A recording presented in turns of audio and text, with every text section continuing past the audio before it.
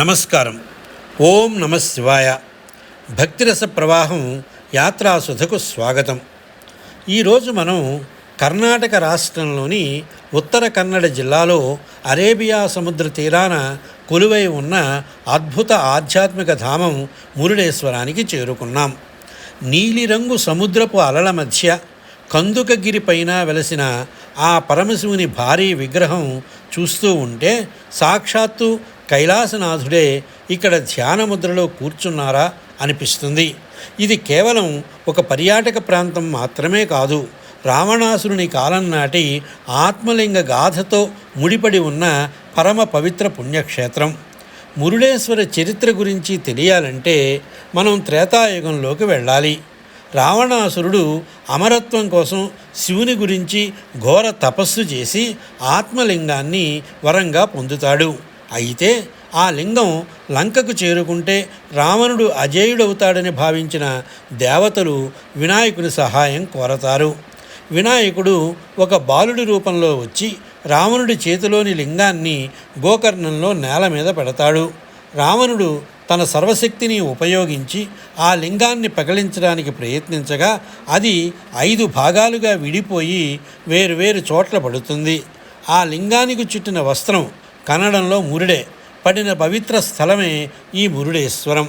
అందుకే ఇక్కడ స్వామివారు వస్త్రలింగ రూపంలో భక్తులను అనుగ్రహిస్తున్నారు.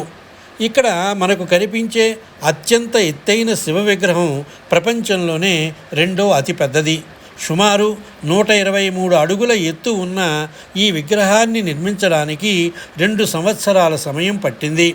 స్వామివారు పద్మాసనంలో కూర్చొని అభయముద్రలో దర్శనమిస్తూ ఉంటారు.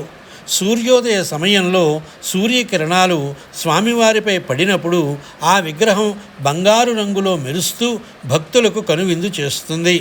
విగ్రహం లోపల ఉన్న గుహలో ఆత్మలింగ గాథను రంగురంగుల శిల్పాల రూపంలో అమర్చారు. ఆ గుహలోకి వెళితే మనం పురాణ కాలంలోకి వెళ్ళిన అనుభూతి కలుగుతుంది. మురుడేశ్వర ఆలయ ప్రవేశ ద్వారం వద్ద ఉన్న రాజగోపురం దక్షిణ భారతదేశంలోనే అత్యంత ఎత్తైన గోపురాలలో ఒకటి.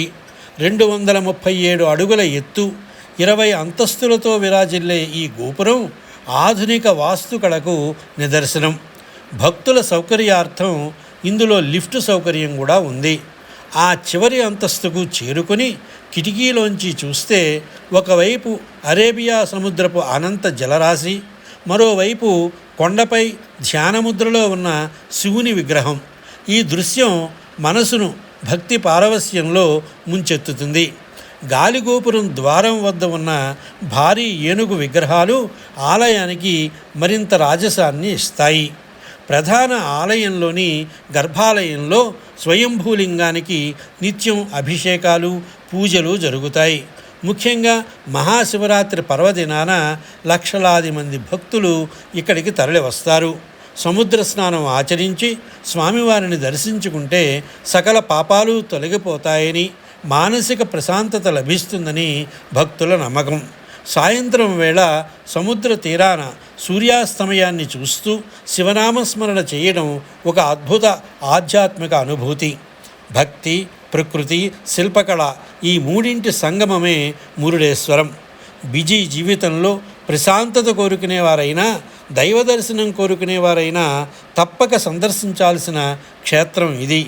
ఈ వీడియో మీకు నచ్చితే మీ మిత్రులకు షేర్ చేయండి. రేపటి యాత్రాసుధలో మరో మహిమాన్విత క్షేత్రం గురించి తెలుసుకుందాం. అప్పటి వరకు సెలవు. ఓం నమ శివాయ. స్వస్తి.